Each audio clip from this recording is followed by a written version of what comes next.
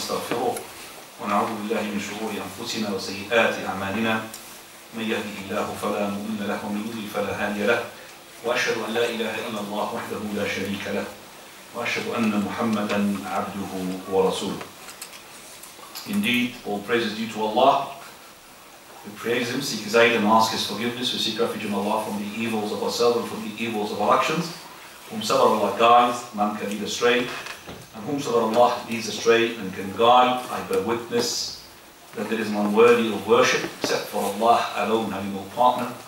And I bear witness that Muhammad is a slave and His messenger. To proceed, أما بعد فإن أصدق الحديث كتاب الله, the best of talks beyond any doubt is the book of Allah, the Quran, وأحسن الهدي, and the best of guidance beyond any doubt is the guidance of His messenger Muhammad sallallahu alaihi wasallam. May peace and blessing be upon him. وإن شر الأمور محدثاتها, and very the most evil of all matters in Islam are the ones innovated. فإن كل محدثة بدعة, for every newly innovated matter in Islam is an innovation. وكل بدعة ضلالة, and every innovation in Islam is a misguidance. وكل ضلالة في النار, and every misguidance will definitely lead to the hellfire. The topic at hand is the life in the grave. And when we say the life in the grave, it might give a wrong description to what is going in the grave. Some, especially for those people who are non-Muslims, or people who are newcomers to Islam, or people who are Muslims but they're not learned. But verily when they say life in the grave, they think that there is proper life. Allah subhanahu wa ta'ala, He says in Surah Al-Baqarah, كَيْفَ تَكْفُرُونَ بِاللَّهِ, how dare you disbelieve in Allah? وَكُنْتُمْ أَمْوَاتًا, and you were dead. فَأَحْيَاكُمْ, then He gave you life. ثُمَّ يُمِيتُكُمْ, then He had passed death upon you. ثُمَّ يُحْيِيكُمْ, then He will give you life again. ثُمَّ إِلَيْهِ تُرْجَعُونَ, and then to Him you shall return. So here we find that there are two deaths and two lives. So let's start with the ayah. It says, how dare you, can you disbelieve in Allah, you disbelievers? And you are dead. That means in the womb of your mother, when you're a fetus, before the soul is blown into the body. When you were a fetus, when you're a leech, in those stages, yet for the soul to be blown, you're dead. You haven't got any life. Yes, you are nafs, but you're not ruh. And then, ثُمَّ يُحْيِيكُمْ, giving birth, the life being given to you by the soul being attached to you. Especially the scholars, well, we could say it's about 120 days, 4 months. Some scholars have said it's 40 days. But when the ruh is being given to the nafs in the womb of the mother, straight away this person becomes alive. And then he comes out of the womb of his mother. This is the life that he is experiencing, which Allah is talking about, the first life. Then, ثُمَّ يُحْيِي, ثُمَّ يُمِيتُ. After that life, He will pass death upon you. Regardless how long you're going to live, you're going to die. Now when you die, this death that we are talking about, the life in the grave. So the death is that life in the grave. So then He will make you to die. Then after that, He will give you life, which is the resurrection. The day of resurrection, and everybody would resurrect from their grave, and to Him you shall return. So we understand now, according to the scholars, and I quote here from Abu Ja'far al-Tahawi rahimahullah in his Aqidah, he says that the abodes are to be three. One, which is the dunya, life, and we're going to describe what is the life. Life is basically the thing that would preoccupy you from the akhirah. That's the best description. Okay, it is the thing that would preoccupy you from the akhirah. The thing not to think about the hereafter. That's the dunya. Dunya is for test, basically. That's the life. And then the second abode, which is the barzakh. The barzakh, which is the great life that we're talking about, as we're going to describe inshallah, and make sure that you understand it very well. I have been given unlimited time. I'm not going to be giving myself unlimited time, don't worry about that. But I will inshallah squeeze everything in 45 minutes, bi'idhnillah. And the third one, which is the abode which is forever, the one that you're going to stay there forever, and that is the hereafter. And Allah subhanahu wa ta'ala for each of those stages had given rules that would govern them, and they are specifically to them. So He had made this person made from compound, from the soul and the body. And the rules regarding the dunya are onto the body and the soul followed. Whereas in the barzakh, then the laws are implied or implemented upon the ruh, the soul, and the body follows. And when it is the day of resurrection, then the rules and the laws will be applied on both the soul and the body together. You understand that? So in the dunya, the laws will be applied on the body and the ruh follow. And the other way around in the barzakh, the applied laws will be upon the ruh. Whatever the ruh is going to experience, the body will experience. And the third one, which is that the laws will be applied, that is in the hereafter, on both. And that is why lots of questions have been given to the scholars regarding this issue. And with the proof, inshallah, which is convincing, we will make you 100% assured, and you are assured, inshallah, that is, there is the barzakh life, which is a life, but you're dead. And that life, that is basically when the ruh dismantles from the body, you're dead. Just like when you were in the womb of your mother, you had a body, but you had no ruh, and that's what you did. So when the ruh dismantles from the body, that's the death. And the death is creation. وَالَّذِي خَلَقَ الْمَوْتَ وَالْحَيَاةَ لِيَبْلُوَكُمْ. Allah created life and created what? Death. And that is on the day of resurrection, when the people of paradise and the people of the hellfire will be called, look, people of paradise, look, people of hellfire, they will start with their neck looking up, and Allah subhanahu wa ta'ala bring a lamb. Represents the what? The death, which is a created thing, death. And He would ask them, what do you see here? All of them say the death, they recognize it. And then the death will be slaughtered. That lamb to represent that the death is not there anymore. For the people who are in paradise, you are forever in paradise. And for the ones in the hellfire, you are forever in the hellfire. So, you need to know that in that barzakh life, which is the middle between the life, the barzakh is between the life and between the hereafter, there are things going to take place, regardless of the way that you die. Whether you're going to be cremated and take the ashes, some of it in the land, and some of it in the sea, and some of it wherever you want. Whether you're going to be drowned in the sea, whether you're going to be eaten by a beast, regardless, you're going to be having that life, which is the death life, the barzakh life.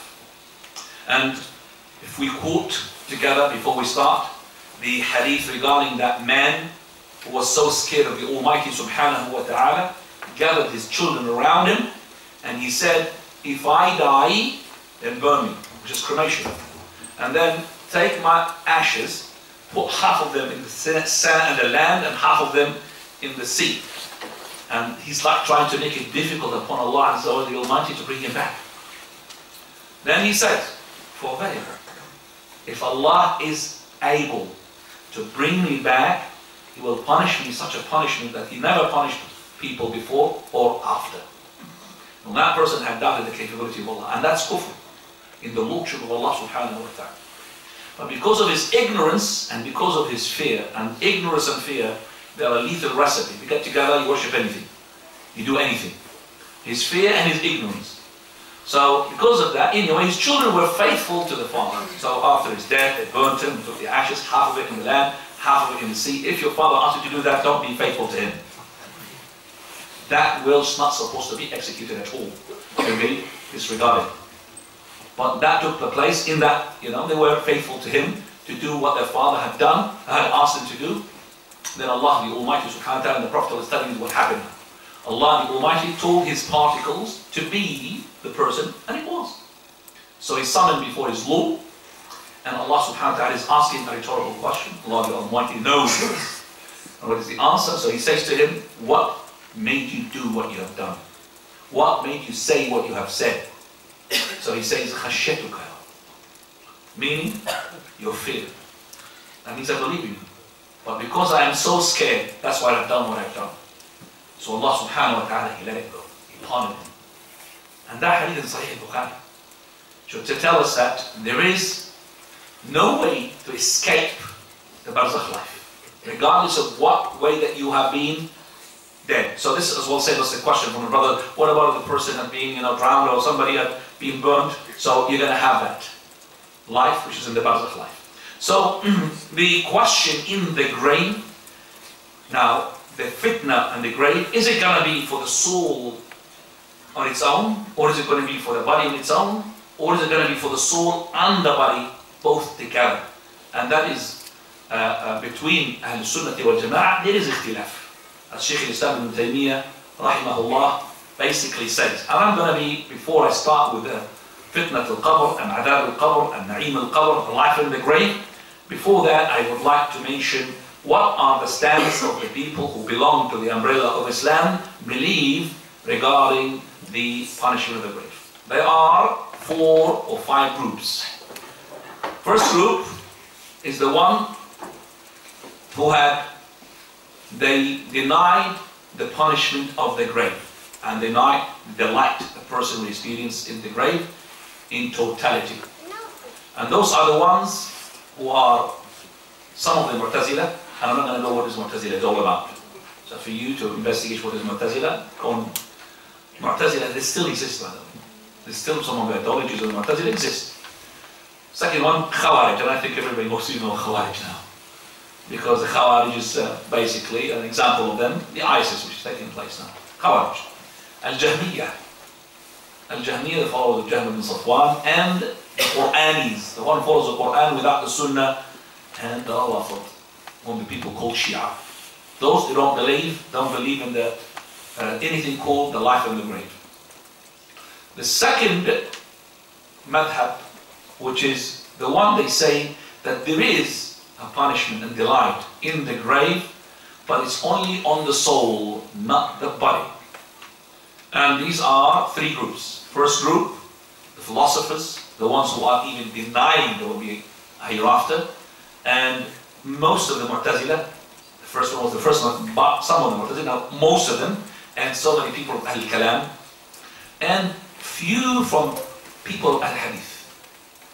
For example, Abu Muhammad ibn Hazm al-Zahiri, he had chosen that opinion. That is, the punishment of the grave and the light is only onto the soul, not the body. The third group, which is the opposite, that is, the punishment of the light will take place onto the body, not to the soul. And this is as well, again, a group from the Mu'tazila and the Ash'ariyah. They believe that. So the Ash'ariyah, their belief is that the punishment of the grave and the delight that takes place in the grave is actually going to be taking place onto the body, not the soul. And finally, the opinion of Ahl Sunnah wal Jama'ah, the one before that actually, there is as well a 4th group, which is the one that they believe that the punishment of the grave is only for the kuffar, not the believers. And this is as well again some of the Mu'tazila, one of them Abu Ali al-Jabba'i, which is well known, and his son and al-Balkhi as well. This is a group who say that the punishment of the grave is only for the kuffar, not the believers. As the group which is of us, that is the 5th group, that is Ahl Sunnah wal Jama'ah, who that they believe that the punishment and the delight takes place to both the soul and the body, and there is no proof to separate between the two, soul and the body. Yes, the soul and the body will be dismantled from each other, but the soul will experience what the body experiences. The soul up if it's in Jannah, and the body is in the grave, and the soul could be in hellfire, and the body is experiencing as well the punishment in the grave. So, alhamdulillah, now we understand how we stand regarding the punishment of the grave, and now we're going to go to some of the definitions and go ahead with mention some of the hadith regarding the grave. First of all, the punishment of the grave and the grave in itself, before we talk about punishment delight, is something terrifies the person. Uthman ibn Affan radiallahu anhu, when he stands before a grave, he would start crying until he would drench his beard. And it was said to him that Jannah, paradise, and hellfire, whenever it's mentioned, you don't cry, you don't weep. Why do you weep as soon as you stand beside a grave? So he says, for verily, he said that the Prophet ﷺ said that the grave is the first step for the hereafter. If you are safe and you got salvation in the grave, then whatever comes is easier. A lot easier than what has happened. And that is, if you are not safe or you haven't got salvation, whatever comes after it will be what? Worse. So remember, if you are a person who is in the light, in the grave, you will be saying to the Lord, "Oh Lord, make the hour to take place as soon as possible. I don't want to go back to my family." Why? Because you could see what is ahead of you. When you are in the grave, you could see your place in Jannah, you could see your palaces, you could see everything. From that, there's a window. So imagine that you are looking at something that is going to be so much beautiful for you, and you've been held back. That's why you say to Allah, "Oh Lord, make the hour to take place." Whereas the kafir, when he's been given the look of the hellfire and his position in the fire, and he knows it's going to be so much more punishable than the places in the grave, and he's going to be punished in the grave. But his punishment in the grave is nothing compared with the punishment of what is coming ahead. And that is why he would say, "Oh Lord, don't make the hour take place." He would rather to stay in that punishment rather than to go to what? To the following punishment, which is the hereafter. And that is why, Uthman ibn Affan used to cry as soon as the grave is mentioned, because it's the first step for the hereafter. A woman at the time of the Prophet ﷺ, she died, and she used to be a woman looking after the masjid, making sure the masjid is clean. When she died during the night. And companions didn't want to, bother the Prophet ﷺ or disturb him, so they had buried her and offered the prayer on her without telling the Prophet. Following day, the Prophet ﷺ, he asked, "Where is she?" Either he had noticed that the masjid is not as clean, or he hasn't seen her, because usually he sees her. He asked about her. She said, "Messenger of Allah, she died yesterday. Didn't want to bother you, so we have buried her." So the Prophet ﷺ, he went to her grave, and he lined up some of the companions. Some of them had prayed already on her, and some of them did not. And then he offered the prayer. And he said that these graves are full of darkness. Darkness, I mean, there's no light. These graves are full of darkness onto the people. And Allah subhanahu wa ta'ala will make it lit with my prayer upon it. The prayer of the Prophet Muhammad sallallahu alayhi wa sallam. That's why he didn't want to make this woman, who is not even, her name is being mentioned, but she's so important. She's a companion. Number two, she's the one who cleans the masjid. Even she's not important in the eyes of so many people. Prophet of Allah made sure that he would offer the prayer on her. Sallallahu alayhi wa sallam. Now, after we talked about the darkness of the grave, we want to talk about the grave when you die. What happens? Regarding, for example, the angels are going to come. As soon as you enter the grave, there's as well things that are going to take place. What is, for example, the dhamma? Dhamma means a squeeze. As soon as the person being put into the grave, he will be squeezed. And this squeeze, nobody, whether he is Muslim, non-Muslim, righteous, not righteous, a prophet, not a prophet, all of them will get that squeeze. And the Prophet ﷺ, he talked about Sa'd ibn Mu'adh, the leader of the Aus, whom the throne of Allah had shaken for his death. But yet, he said, the Prophet ﷺ, and that even his janazah was witnessed by 70,000 angels. Sa'd ibn Mu'adh, great man. He said, the Prophet ﷺ, he said, even Sa'd ibn Mu'adh will not be safe from it. So Dhammat al-Qabr is going to be for everybody. He said that when he was put into the grave, all the heaven was open for him. 70,000 had given him the farewell, which is the funeral procession, but yet he was squeezed. And squeezed, and then he was eased. So the Prophet ﷺ said, if anyone to be saved from this squeeze, it would have been Sa'd. And Sa'd was not saved from that squeeze. So, what about the children? Do they get the squeeze or not? The Prophet ﷺ, in another hadith, he said, even the children will get the squeeze. Had it been for that hadith, I would have said that they will be exempted. So the squeeze, even the child. And the hadith is in Mu'jam al-Tabarani, and it is to be authentic by Shaykh al-Albani in Sahih Jami'. He said, no, if anyone to be saved from the squeeze of the grave, it would have been for that child who had died at the time of the Prophet ﷺ. That means he will not be exempted from the squeeze. But as for the fitna of al-qabr, now we're going to talk about it, which is the trial of the graves. First of all, how the trial of the grave takes place. When the person is being put in his grave, these two angels come to him in a way which is terrifying. The angels should not be terrifying. The angels look beautiful. But they will come in a way which is what? To terrify the person, regardless who you are. And remember, when you die, the angels who are with the angel of death, they are coming according to what you are. If you are a good person, they'll come with lights shining in their faces, nice. And if you are wicked and evil doer or a kafir, they'll come in a horrible way, dark, and they will be even carrying something from the hellfire, whereas the other one will be carrying something from the paradise. So, but the ones in the grave, regardless who you are, righteous or not righteous, they're going to come what? In terrifying way. Prophet ﷺ, he said, two angels, aswadan, black, azraqan, blue. SubhanAllah, black, blue. As colors even really powerful. Blue. One of them is called Munkar, and one of them is called Nakir. And I won't like anybody to name his children Munkar and Nakir.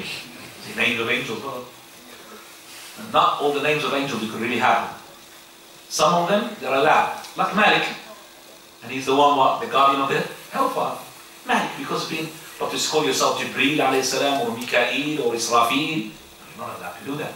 Or to call yourself Munkar or Nakir, you can't do that. Or the Malik al-Jibal, the king of the mountains, you can't have to do that.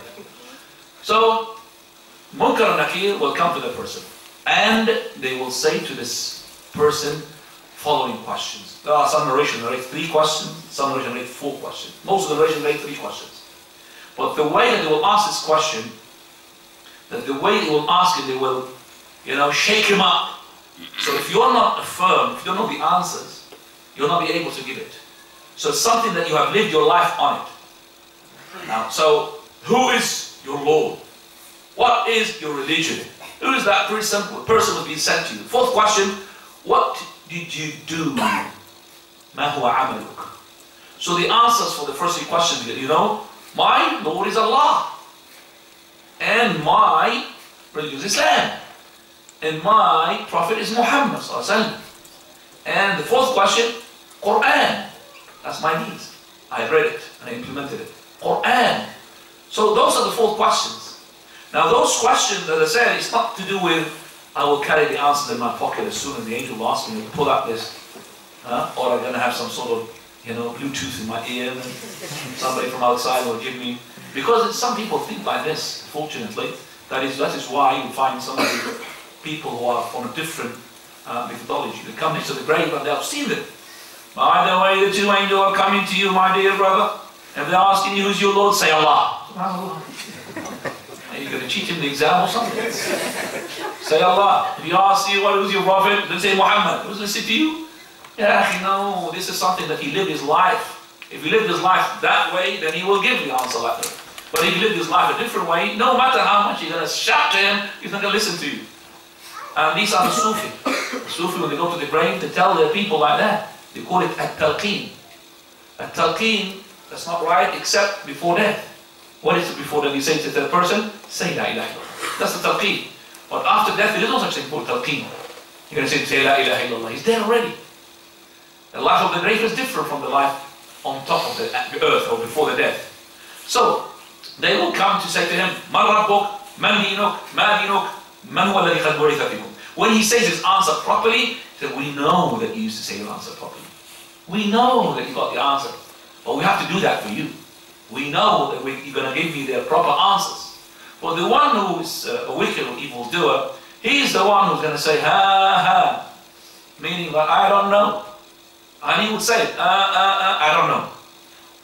So that's what it said, La darayt, wa la talawt. Whether make you not know. It's like something that in Arabic they say, you've had it. Blame nobody except for yourself. And that's when the caller will call from Allah subhanahu wa ta'ala, the Almighty, and kadaba, my slave had lied. And as for the believer, and sadaqa, he told the truth. The Prophet sallallahu alaihi wasallam, one day, he came to Aisha radiallahu anha, and she had a Jewish woman. So the Jewish woman, she said, don't you feel that you're going to be tested in your grave? So she said, Aisha, the Prophet, upon hearing this, he was shivering. He was scared.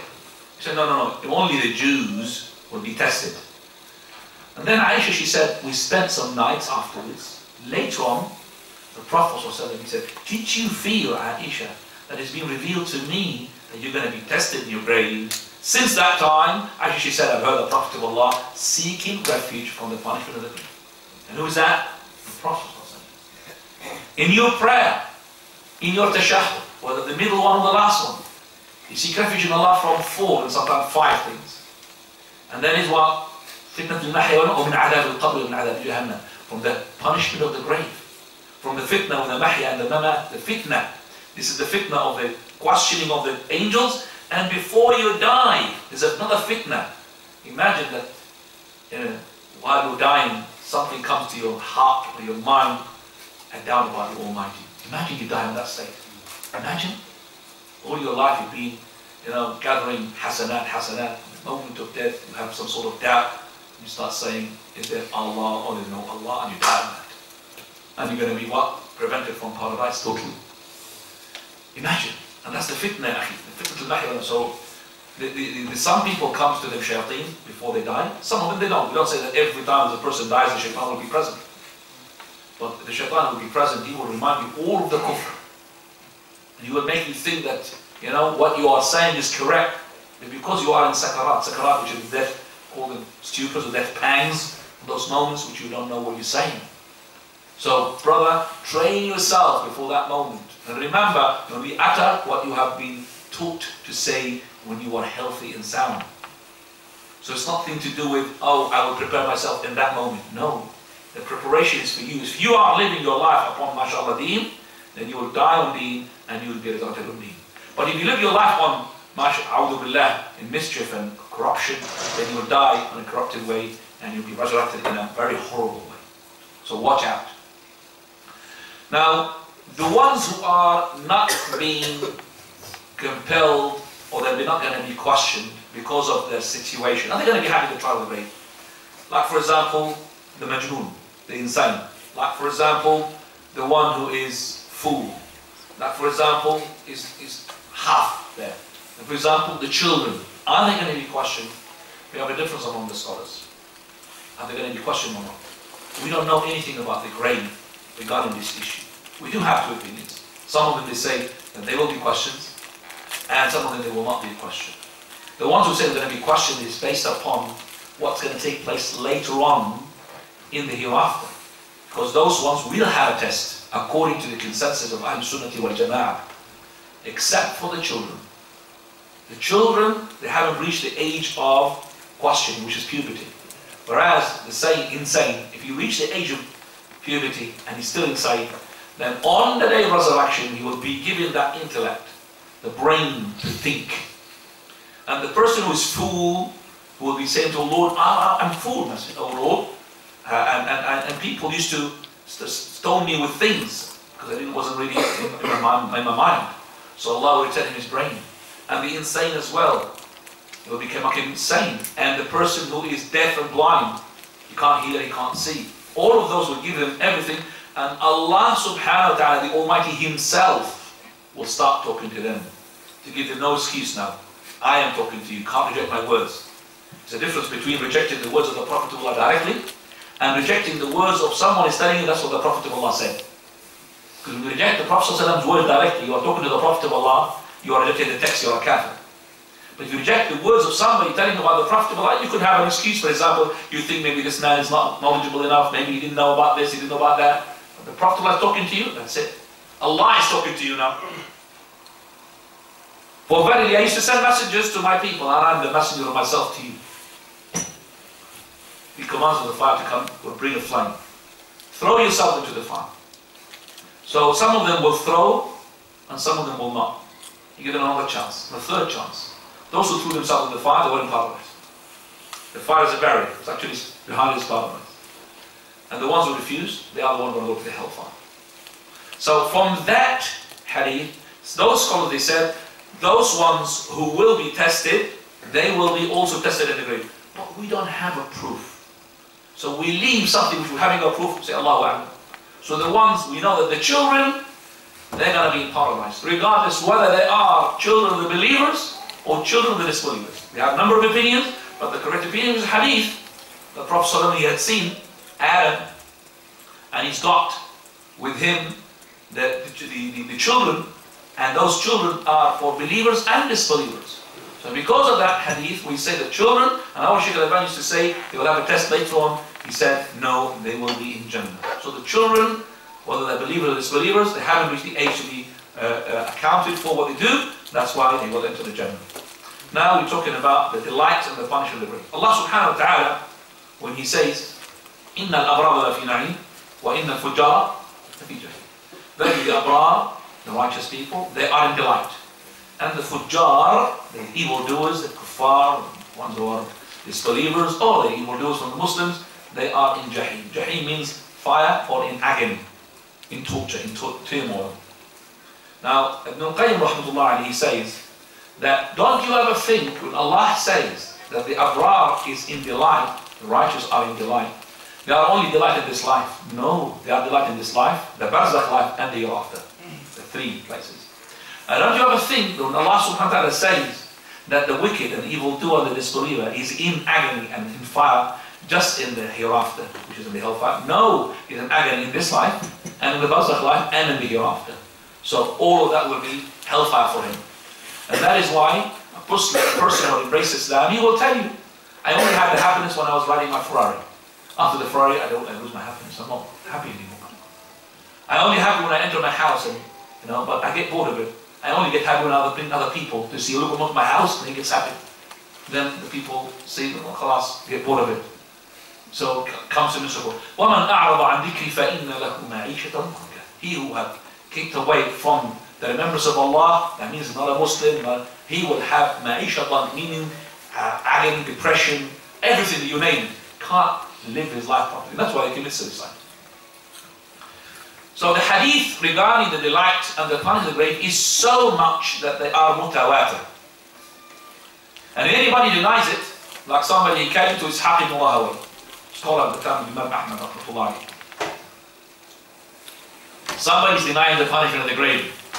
He's telling him, somebody's telling him. That means go and have a debate with him and tell him. He said, well, tomorrow he will die and he will see it. Khalas, end of story. I'm not going to really bother myself. Tomorrow he will die and he'll see it. He will see whether it's going to be true or not true. The punishment of the grave is with mutawatir. And we believe in it, and it's part of our aqeedah. Now, the punishment of the grave being on the soul and the body, there's a difference among some of the scholars, but the scholars, most of them, they say that it is on the body and it's on the soul. Now, your brain maybe cannot, know about how the punishment, it will not be, I would say, blocked completely not to believe it. Don't you, as a person who you sleep, experience things that on the following day, you think those things don't happen? Somebody, something said, yesterday I believe I was in China. How? He traveled in China with a free ticket. In his dreams, he was in China and he was shopping around. And he woke up and he thought, he was in China properly. So in that dream of his, if somebody next to him, and he was awake, would he see him traveling to China? But he's traveling to China. And you could see him as well, maybe smiling in the dream. No, he being smiling. Or being sad or something bad. Sad. The person next to him, why do you know this way? It's actually, he is living. Somebody's, mashallah, having a good dream. Somebody will say, why did you wake me up, brother? I know, in the middle of my nice dream, And if somebody is experiencing a nightmare, you could see him, and some of them even make a sound, shouts, and cries, screams, because whatever is experiencing is so horrible. So if we are really seeing this happening while the person is asleep, traveling to China while he's asleep, having a good dream while he's asleep, having a bad dream while he's asleep, can't we now at the moment believe what is happening in the grave? So we don't have to dig the grave in order to see the punishment of the grave. That punishment is on the body and in the soul. Now, regardless if you don't see it or don't see it, it's going to be on the body. Now, I cannot prove it more than I would say to you. You want a proof that you want to see the beating of the person after he dies? I'll tell you what. If he was cremated, would you be able to see the beating? You can't. So how are you going to experience the punishment of the grave? Just like you believed in there, you have to believe it in here as well. So there's no such thing I'm going to implement like a device there. I'm going to listen what is happening there. Punishment of the grave is haqq. And the Prophet ﷺ had even said that the punishment of the grave is audible to the animals. Ibn al-Qayyim rahmatullahi alayhi, he says, if you have an animal that got a stomachache or something, make him to go to the grave of the disbelievers. There's lots of punishments going there. So as soon as he goes to the animal, it might move his stomach. It might move him, release whatever is blocking there. SubhanAllah.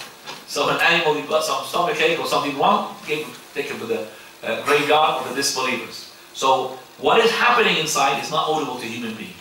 And the Prophet ﷺ, once he was on his camel and he passed by the grave and the grave jolted, just jolt like that, sprinted.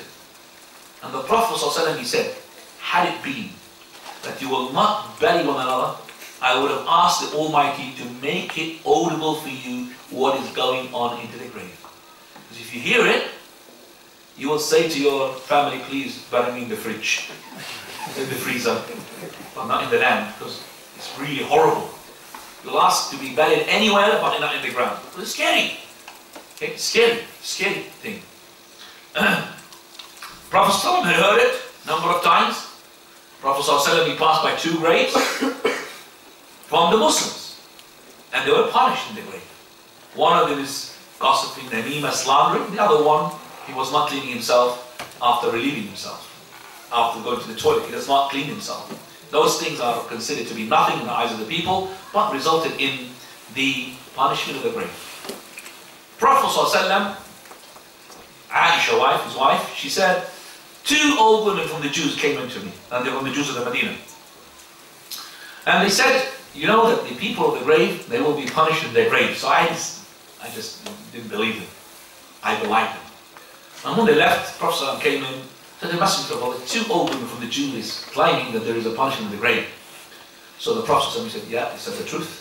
For verily, they will be punished, a punishment that is audible to the animals. So that is why I have seen him in every prayer, remember, every prayer, he would seek refuge in Allah from the punishment of the grave. So the Prophet ﷺ had one day as well ascended the pulpit and gave a speech, and he had mentioned the punishment of the grave, that the person would be tested. So when he had mentioned that, people from the companions, they were scared, and there was a sound of noise coming. Ooh, really scared, what is happening? So the Prophet ﷺ, when the noise had just gone down, he said to a man, he said, Barakallahu lak. What did the Prophet ﷺ say? For he said, it's been revealed to me that you're going to be tested in the grave. The same test, almost like the test of the Dajjal. So that the Dajjal's fitna is almost close to the fitna of the grave. Prophet ﷺ had heard the punishment of the grave a number of times, but is it permissible or is it allowable to us that somebody said, I've heard the punishment of the grave? You must have heard a recorded, and I think I brought it here a long time, years ago, this masjid, a recorded thing from the punishment of the grave, that Russian people, they were digging somewhere in Russia, I can't remember that, but they went so deep, and they reached to a level, and then they had heard some sort of sound, and they recorded those sounds, and the sounds looked like people being tortured and screaming. And the one who had brought it to the public is somebody who's called, it's from Yemen, without mentioning the name, so his name, whatever, he had brought that to the public to say it, and we had the Sheikh Salih al-Fawzan, Hafidhullah, refuting that, to say that basically we should not terrorize the people. Well, if somebody had seen Almighty Subhanahu wa Ta'ala in his dream, can we belie him? I've seen Allah. Can we say that you're a liar? Can't say you're a liar. We don't say to describe him because we can't describe Allah. Allah came, Subhanahu wa Ta'ala, in the vision of the Prophet Muhammad Sallallahu Alaihi Wasallam. He saw him and he said, and even I felt the coldness of his hand on my shoulders. The Almighty Subhanahu wa Ta'ala. So, maybe some people, Allah made them to hear punishment of the grave. And this is a hadith with respect to all scholars, Hawsham, a companion, who came to a graveyard. And in that graveyard he saw two women next to graves. One which is an old woman next to the grave, and another one far away. Or not far away, just close by. And he saw with his own eyes, and the hadith is authentic, my authenticity, that the grave split open. A person came out and he had brayed like a donkey 3 times. And he went down and the grave closed onto him. That's something documented by a companion. So if that person's, said that and he's believing, don't can't be lying. So straight away he asked that woman, who is not next to the grave, the other one, what's the story of this person? He said to him that this person is the son of that mother. And he used to get drunk.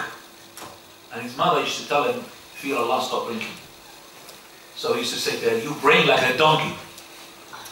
So Allah made that person to come out after Asr prayer, and pray 3 times. Now how long did that stay in that phenomenon?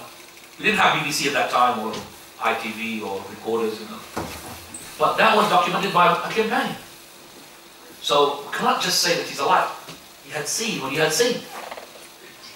So if Allah subhanahu wa ta'ala willed for a person to hear a punishment in the grave, which will be, something that is not for him to go and, oh, this is my card, by the way, I am the one who listens to the grave, punishment, not to use it as something to collect money out of it, but it's actually, he had seen it, and it became for him a deterrence from getting into sins. Alhamdulillah.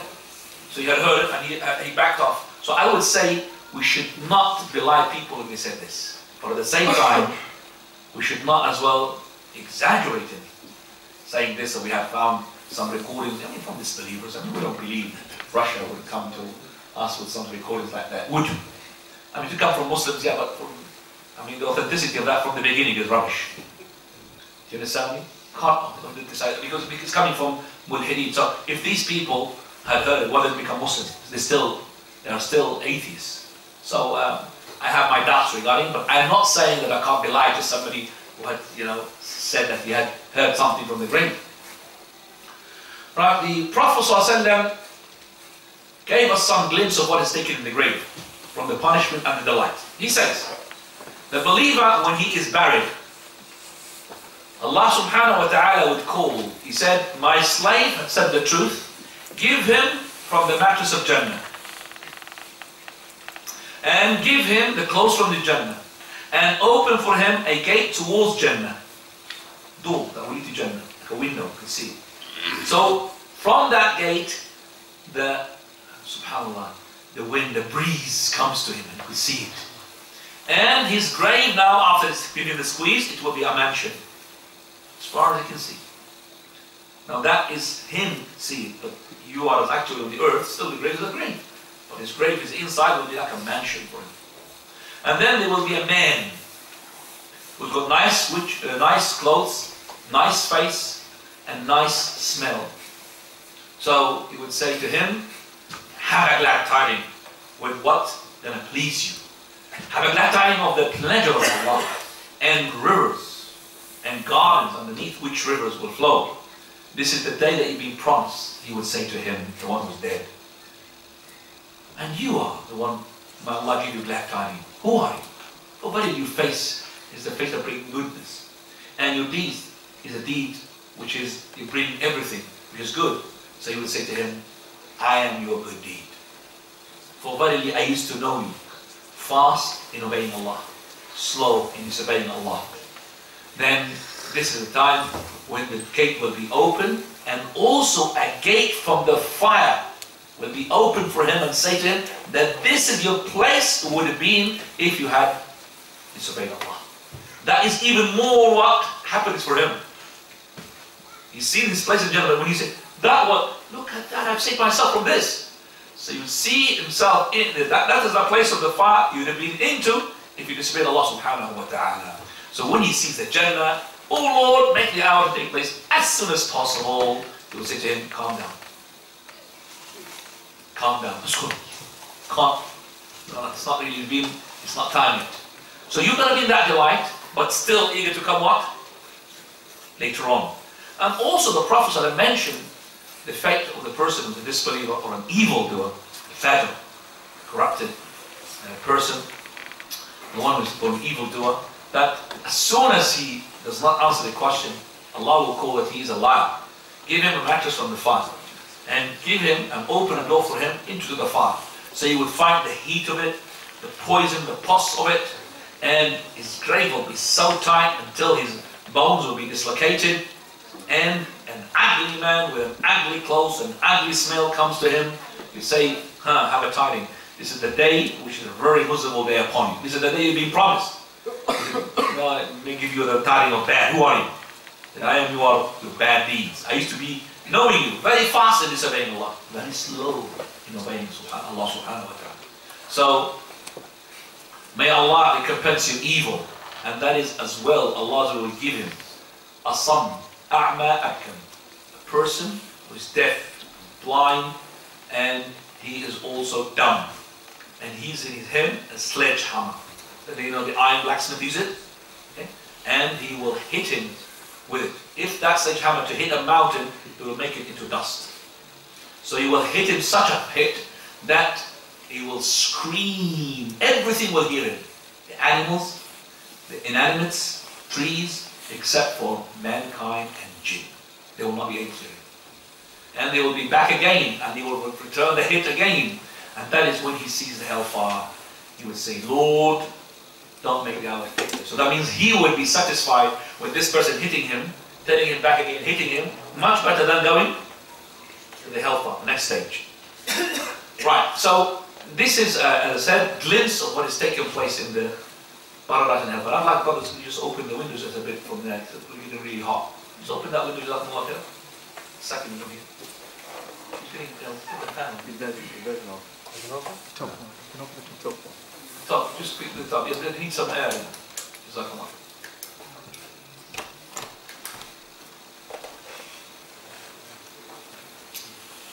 that. You need to know that if the Muslim is to be punished, and we said the Muslim will be punished if he's an evildoer, that the punishment of the grave is two types: temporary punishment and permanent punishment. The permanent punishment is for the kuffar. النار يعرضون عليها غدوا وعشيا. Surah Al-Ghafir. The fire, they will be exposed to it day and night, 24 hours, 7 days, 24 hours, non-stop. And the other one, which is the punishment of the evildoers of the Muslims, which is a temporary one.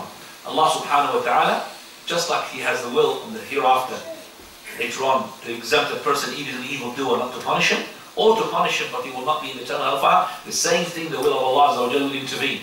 Either the person will be punished, and if he's going to be punished, there will be limited time, or he will not be not punished, according to what Allah subhanahu wa ta'ala wills. So, the punishment of the grave is for the believers also, just like it is for the disbelievers. You have to understand that. As for the delight, we know that, alhamdulillah, with the consensus. Now, after this, we go to the reasons. Why do we have the punishment of the grave? In order to avoid it.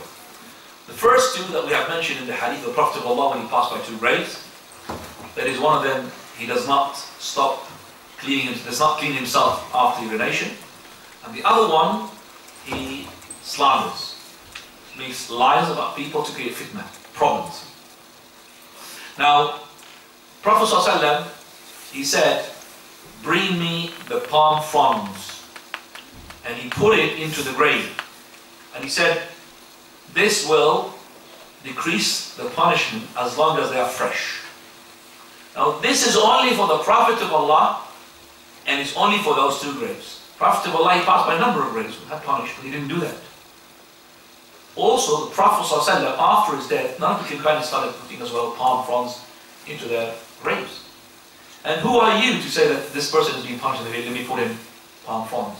And who told you that the palm fronds will decrease the punishment just like it does at the time of the Prophet of Allah? So putting palm fronds or flowers, some people put flowers, or even I've seen paper fans. Have you seen the paper fans? What is going to be hot in the grave or something? Paper fans. Have you seen the paper fans? Muslim grave, I'm talking about, non-Muslim. Coupled with the non-Muslim, pray for fans. Some, Allahu Musta'an. The ones which are really made me sort of stop and say, this is over the top. Is the one in High Wycombe's grave. He's got his private number plate. He's stuck to the grave, and I've shown it to the brothers. I've got it here recorded. And my grave, the private number plate, and the name of the person is Fat. Fat Ibn Cheetah. The Muslim brother in the Muslim cemetery, and he's got his number. Were they driving inside or something? So I don't know if he's got a Ferrari or something, he's got a number plate there. Or, so this is over the top. This is making fun. Do you understand me? Taking the mick. Wallahi, taking the mick. This is not real. Like, I want to show this. I know that people will copy and make it, but this person's got a new bid'ah. Even the kuffar didn't do it. Have you ever seen a camera of this number plate? I've never seen it. I've never seen it, but so he's making bid'ah for the kuffar to follow. Number plates. Wallahi, these people have no sense what is happening to them. So if this person doing this, imagine what his family is doing. They don't care. They don't care.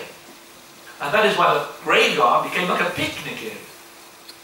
Just like the Rawaf, when they go to their graveyard, what do they do? They put the Happy Public on top of the grave, and they put a big pipe and they start sharing. So those people do like this. Well, you don't think you say anything about that. I say about Ahl Sunnah. I experienced that when I was a little boy, and some of the Arab League champions even say this. That used to go after the cemetery after the prayer of the Eid. Never mind, I ain't never been to the prayer Eid when I was little. There's no prayer of Eid. Prayer of Eid, go to the graveyard. Go to the graveyard, and there we have Turkish delight. So I used to wait for that moment with the Eid. Why? Because of the halwa, Turkish delight. I don't know how to afford it. Very expensive. With almonds and all of that. So we go to the graveyard. Who's an Arab can champion me with that? Put your finger out. No Arab can see. Nobody. There's no Arab here, but put your finger out. There's no Arab here. There's no Arab here. There's one here, Sheikh. Yeah. There's one here. You know the graveyards? You have seen that? Maybe. Brilliant. Turkish delight. And then Abdul Bassam recited Quran in the morning on the graves. And the graves are like tombs. You go there, and your children playing around. We're not scared of the grave, because the grave was meant to be a picnic area. The grave is meant to be what? Something to scare you. Don't you be scared when you go to the Baqi al-Gharqad. SubhanAllah. That moment comes to the death. Because the graves are simple. Now the Chinese people, in order to take the element of fear from the people visiting their graves, they cremate their people and they put them in a special, there's a company there. If you are rich, they give you a rich room. So when you go there, the children, because the children are really scared to go there, so they ask their parents to make it, easy when they visit their relatives. They don't want to visit their relatives. Actually, the death was made for you to remember the hereafter. That's what it wants. So when you go to the grave, you know, oh, I'm going to be there maybe next day. It's my time is coming. I need to prepare for that moment. Either there's going to be a light, and it's going to be peace of garden, paradise. It's going to be one of the pits of hellfire. Which one? You choose, and you've got the chance now. Before you reach that gargara, rattling sound when your soul comes out, and regardless of what you're going to say, nothing will be taken into account for you. So if you say, Tubtu ya Allah, I repented Allah, and you remember all your sins, repentance is too late. Al-ana qad asayt. Fir'aun did that. In the last moment of his day. And Jibreel alayhi salam is trying to put some water in his mouth for him to say the kalima. Because if he said the kalima, may Allah will forgive him. No, even if he said the kalima. He said the moment of death, it will not what? Help him at all. Al-ana qad asayt. He said, Amantu. I have believed in the God which the Banu Israel believe in. Khalas. You die now. There's no use for that. So please prepare for that moment when you die. Second issue as well. So we said not cleaning yourself from the urine. Make sure that when you go to the toilet, you clean yourself. Very importantly. And the kuffar these days, they don't clean even their hands after they do it. And they don't do the urinals, unless the urinals are totally secluded, which is not the case. They are on their own. Urinals, the one you stand on. No, because people will look at each other. And supposing the hour is not allowed. So you go inside and use tissues, and you clean yourself, but not to the extent those people got waswas and start jumping up and down, making a sound. Some people they stay for half an hour in the toilet. Some people I've seen that even the toilet is a mess. What do? They have put tissues all over the place. Because they're scared of anything that would bounce back. So he goes in the toilet, he wants just to urinate and, wash himself. He comes out having a shower, all of himself.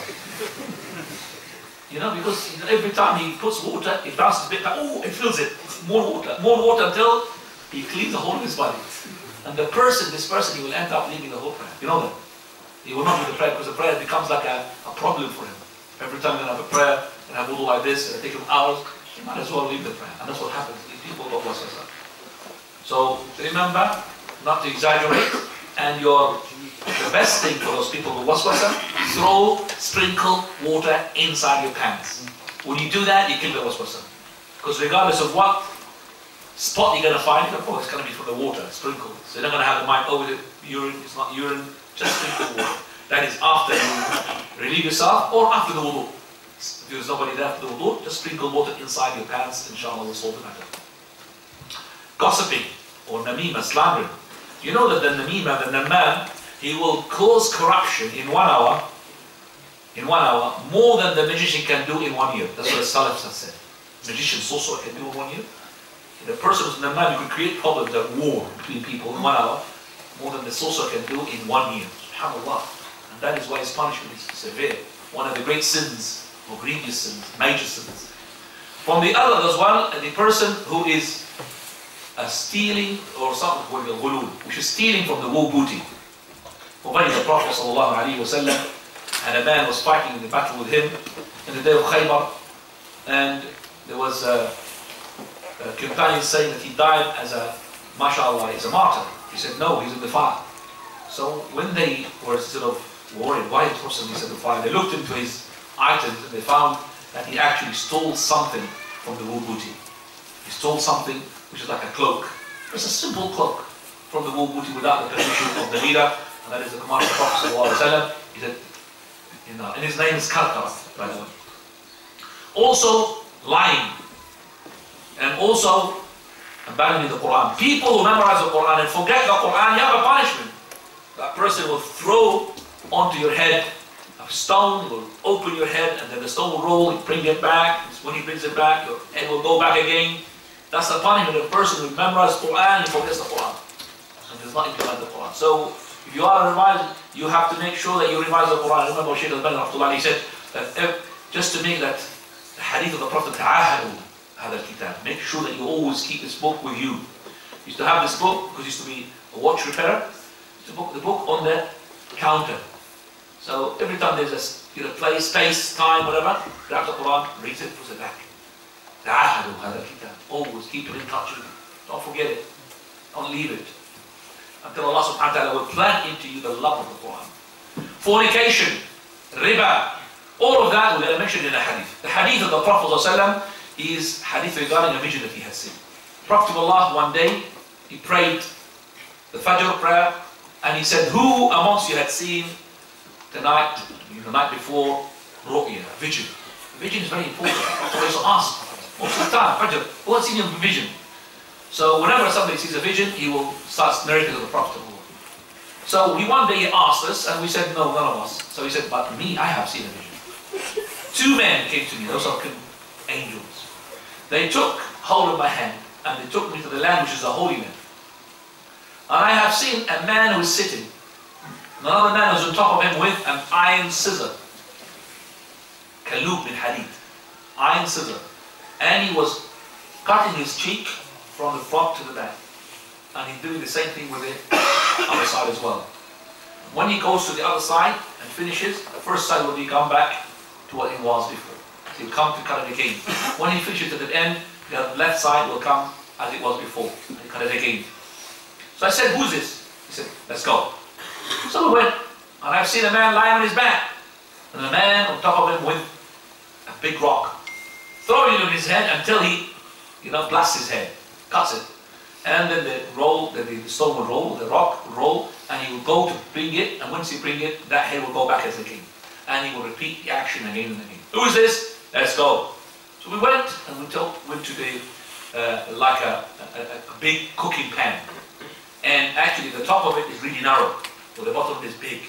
In it there are naked men, naked women. In it there's a fire, and the fire will bring them up to the neck of that cooking pan, and then down. When the fire goes up, they will go down. So, and there's screaming coming out from there. Who are these? So they said, let's go. So we went to a river which is made of blood, red river, and a man in it in the middle, and a man also in the middle of the river, and a man which is on the beach. So this, the Prophet ﷺ, he said that every time that this person comes, he will give him the stone into his mouth, and he will make him to go back, and the blood will gush out. And he keep repeating that. The man comes to him, and he give him the stone. Come back again, give him the stone. Then the Prophet ﷺ saw other things. To talk about the interpretation of this, the Prophet ﷺ was told by the angels what happened. He said, as for the one whom his cheek be cut from the front to the back, he is the one who lies, and his lie reaches the globe. And these days, it can be understood. One lie through social media can reach what? Subhanallah. Before maybe you can't imagine how can one lie in Saudi Arabian Peninsula go to China. There's no problem. But now, one person can lie in this Bedford. It could be in God knows. Okay, so be careful. The lies. And then the one whom his head is being cut or being damaged is the one whom Allah subhanahu wa ta'ala taught in the Quran, and he did not implement it, and he forgot it. And the one who are in the cooking pan are the ones who are the fornicators, and the ones who are in the river is the one who is consuming the river, and so on and so forth. So this is a glimpse of what is taking place into the grave punishment and into the hereafter as well. That should be a deterrence for us. It should be bringing us, inshallah, back to what we're supposed to be doing. That is, the believers to listen to Allah, to listen to His Messenger sallallahu alaihi wasallam. And by this, we can just say that we round up the talk, and we give you, if it's possible, for you to elaborate, give questions, if it's possible. On Jum'ah, is that possible? Just give it for 3-4 minutes, and we'll straight away we'll say that inshallah round up the talk. And I think I have passed well my time, 45 minutes. It's been more than what, an hour or something? Yes, alhamdulillah. Fine.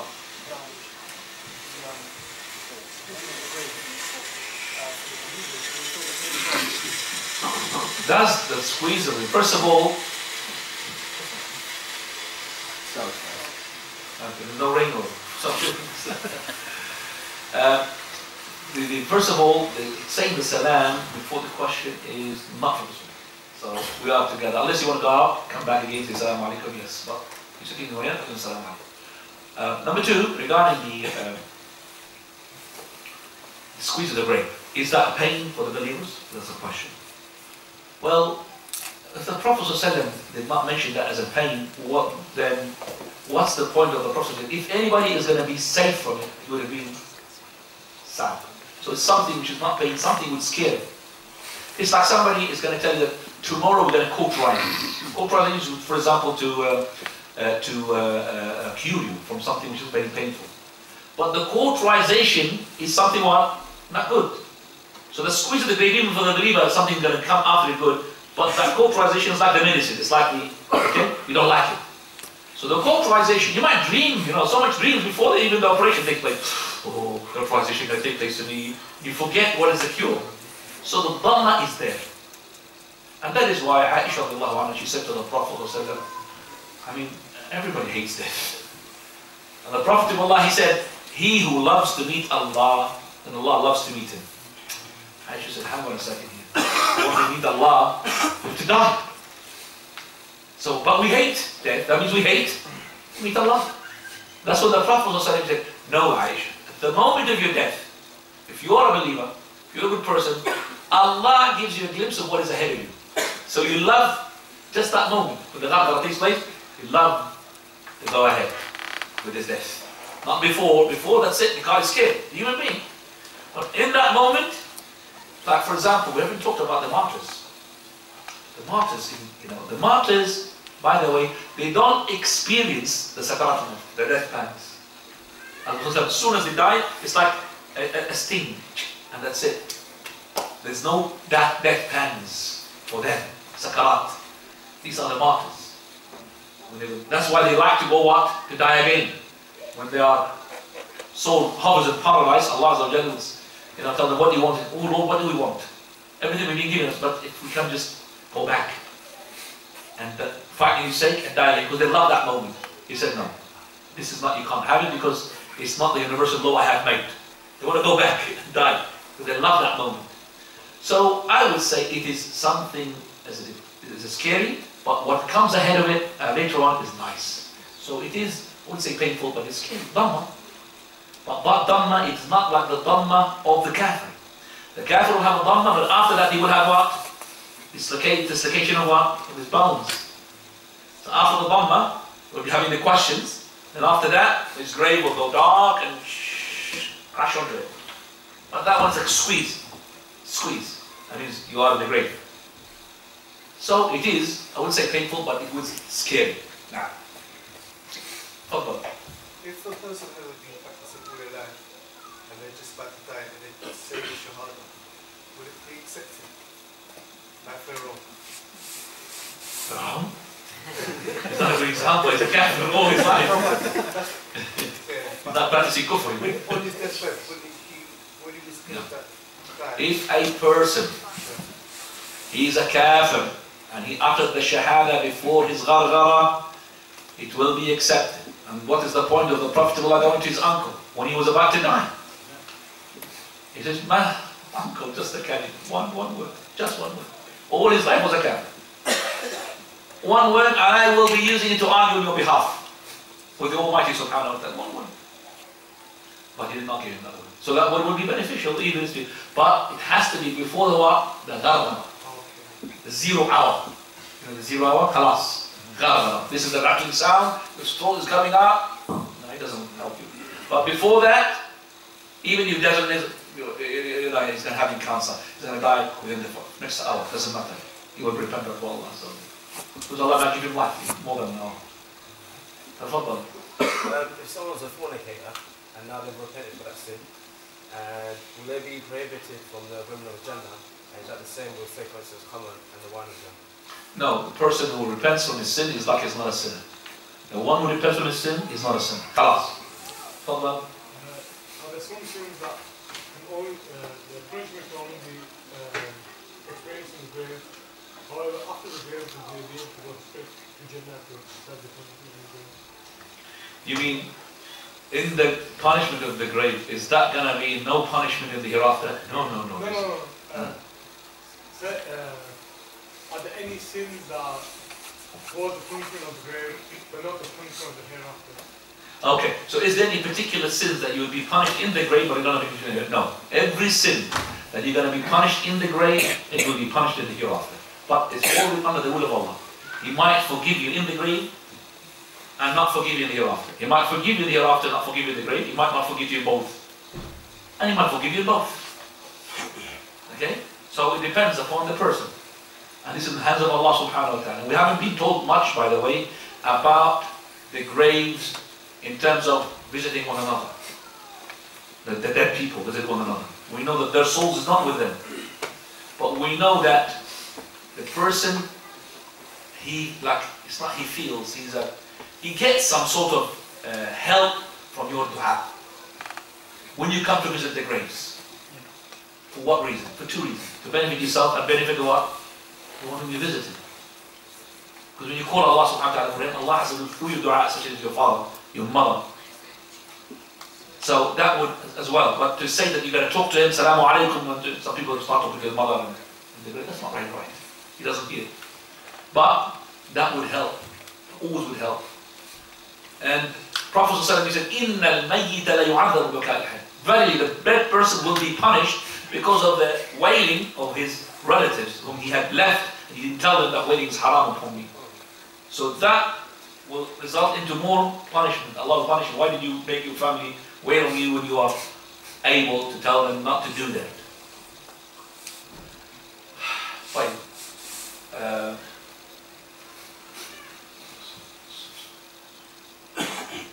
When you pray, so it's not says, sorry, I'm not from the topic. Okay. When you pray, women, do you have to have your hair loose? The hair, this is based upon the question, Aqs al-Sha'r. Aqs al-Sha'r, sister, is that you comb it on the top. So if your hair is tied at the back, is no problem. You don't have to have your hair. So if you have plaited, imagine you have plaited hair. Well, every time you're going to be praying, you're going to tell them to untie it. It takes years. Sorry, hours. Hours to put on, hours to take out. You know, it takes hours, you know, to plait the hair, especially these little ones. So Aqs al-Sha'r means you know, like you put it up, you know, on the top. So in the top, and you tie it up, that's not right. Because Prophet ﷺ said, the hair prostrates with you as well, it's part of you. So you put it underneath the scarf of yours, and behind, you don't have to loosen the plaited hair. Only you loosen that when you are washing yourself from the menstruation. Please clarify what is allowed. Not allowed. Oh, done, khalas. Washing being told. Now, Fadal ya akhi. Sheikh, you mentioned that depending how the person answers the questions in the grave will determine whether how he sees his position in Jannah or in Nar. Okay, so what is the difference between that and the accountability on the Day of Judgment to determine his Jannah or his Nar? Okay. I think it's a question based upon wrong assumption.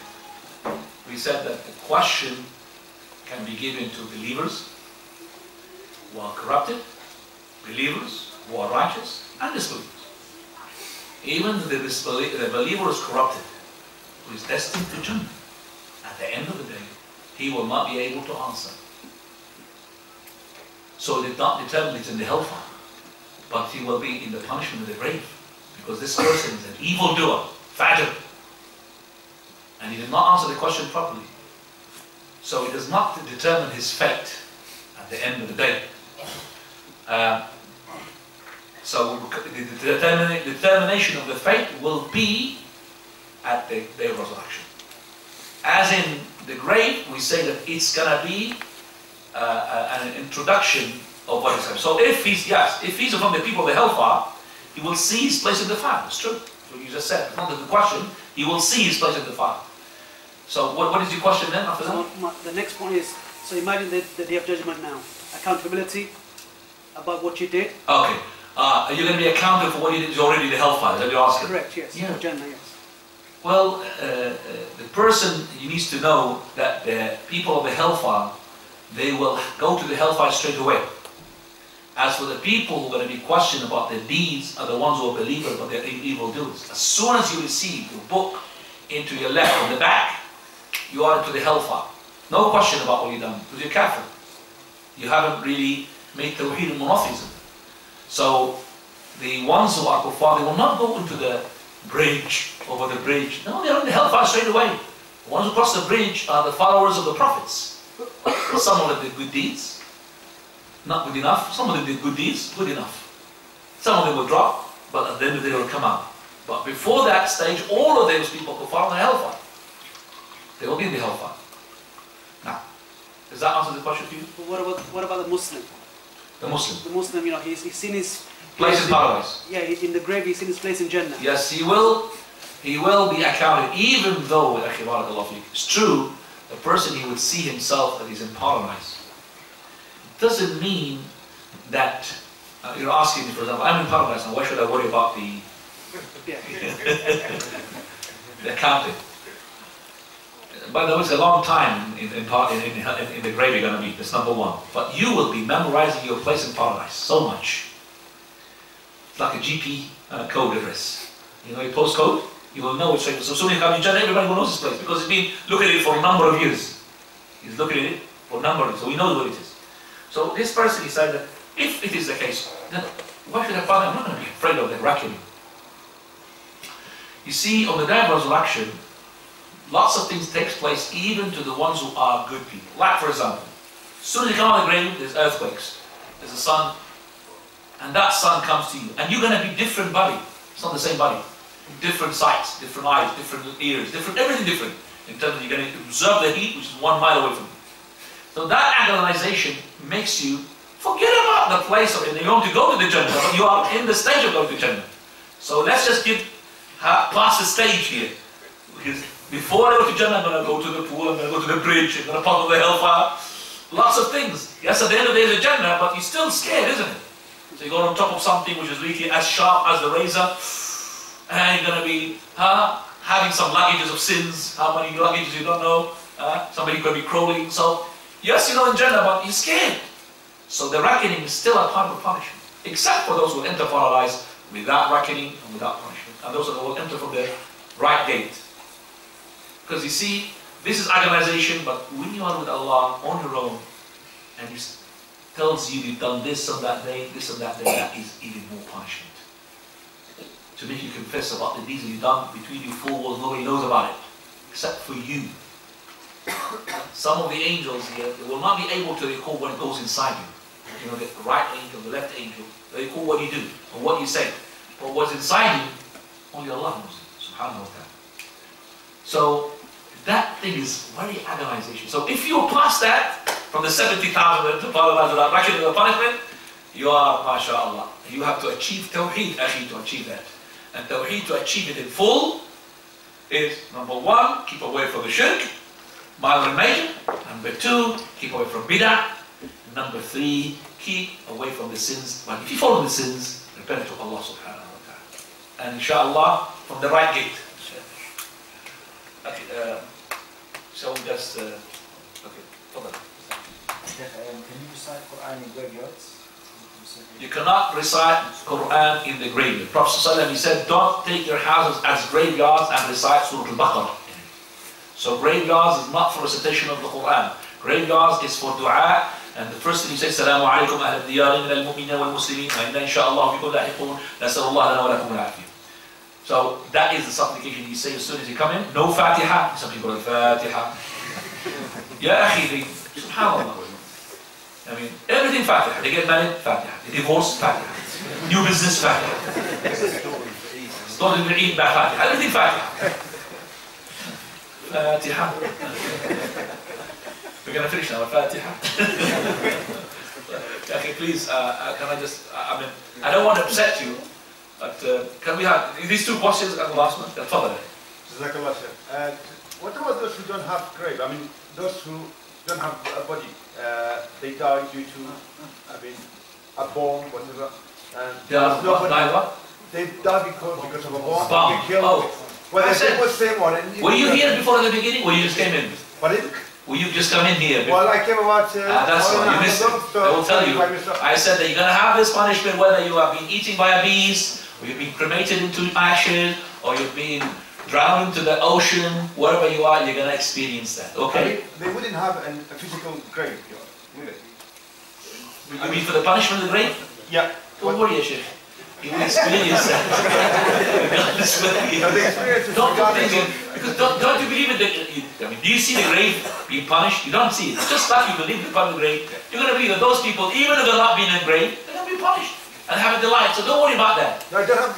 I'm not. So it's going to take place, but your mind at the moment cannot, you know, as I said, and a person who is dreaming, he sees in his dreams, you know, I'm talking about myself. One day, when I was about a teenager, 13, 14, I remember to my friend, I said, you know something, I could fly. Wallahi, I remember the words. I remember 11 years ago, I can't remember. I could fly. I mean, what do you mean? I said, let me show you. And I went like this and I fall. You know what happened? I was dreaming, in my dreams, and I woke up and I was flying on top of the people. So much that I believed in my dreams I'm going to be flying. Wallahi, I fell on my face. I believed that I was flying. So the dreams come, you know, see, it's like, that's true. You're in a movie. Fadal, ya akhi, last question. Assalamu alaikum. I just want to ask questions. You know, when Questions? it's actually two questions. One in Jumu'ah in khutbah. Are you an Arab, brother? Yeah, Where are you from? Tunisia. MashaAllah. The way you speak in English, the Arabic way. Okay. Yeah. So when the imam doing the khutbah, when people say Assalamu alaikum, for example, you say back, and when you enter in as well, and the imam doing the khutbah, you do tahiyyat al-masjid, basically, and when you say it in the masjid, somebody's trying to talk to you, Do you talk back or not? The 3 questions, man. The Imam, when he says Assalamu alaikum, you say Wa alaikum assalam wa rahmatullah. One of you could say it, 2 people could, all of you. 1 person is enough to, suffice everybody. You understand me? 1 person, but everybody wants to say nothing because it's not the khutbah yet. The khutbah, it hasn't started because it's going to be after that, the adhan. Yeah, I'm saying after that, basically. After the adhan? Yeah. How can you do Assalamu alaikum? Because some people have been experienced, they say it, and some people they try to talk to me sometimes when I attend. No, I'm talking about the Imam. Imam is Allah sends the Prophet, says Assalamu alaikum wa rahmatullahi wa barakatuh. You say wa alaikum assalam wa barakatuh, and then he sits down and the muaddin will call the adhan. You've answered that question, haven't you? No, I'm asking after the adhan, do you talk? After the adhan is finished and the Imam is already started the khutbah? Yes. You're not allowed to say anything. Do you allowed to do Tahiyyat al-Masjid or no? So this is the second question. You lumped the first with the second. So the second question was, can I do Tahiyyat al-Masjid? You have to do Tahiyyat al-Masjid if it's a masjid. But if you pray in a hole, there's no Tahiyyat al-Hole. In the masjid, you have to do Tahiyyat al-Masjid. Okay? Understand? Yeah. Okay. Third question, you said somebody asked you? If like trying to talk to you. Trying to talk to you. Yeah. So somebody say to you, okay, Assalamu alaikum wa rahmatullahi wa barakatuh. When the Imam is delivering khutbah, don't shake his hand and don't say any word. You could just sit in. Or give him that. But don't say a word. You're allowed to say these things, okay? وسبحانك اللهم وبحمدك أشهد أن لا إله إلا أنت أستغفرك وأتوب إليك.